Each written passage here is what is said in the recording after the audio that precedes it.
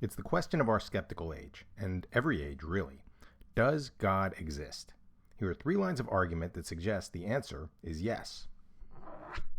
The first cause argument goes like this. Whatever begins to exist has a cause. The universe began to exist. Therefore, the universe had a cause. And if the universe had a cause, then an uncaused creator of the universe must have caused it. That first cause of the universe is what we call God. Of course, some say that the first cause was particles that came together for a big bang, and that certainly may have happened. But what's the more likely first cause of everything? Space dust particles that have always existed, or a supernatural being who has always existed and then created that space dust? Second, the fine-tuning argument goes like this. There are laws of nature that no one disputes, constants like the speed of light, the rate of gravity, the rate that the universe expands, and so on.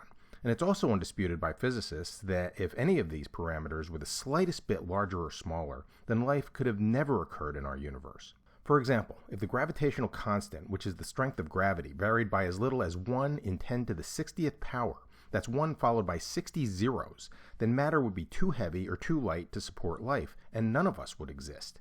If the cosmological constant, which is the expansion rate of the universe, were different by even 1 part in 10 to the 120th power, the universe would have expanded too rapidly or too slowly to support life. And if the mass and energy of the early universe were not evenly distributed to the precision of 10 to the 10th to the 123rd power, that's 10 to the power of 1 followed by 123 zeros, the universe would be hostile to life of any kind. Big numbers aside, the point is this. The possibility of all these things happening by chance is as close to 0 as a number can get. So, if not by chance, how did such fine-tuning of the universe occur to support life? The most plausible explanation is that these precise conditions occurred by design, by an all-powerful being that we call God.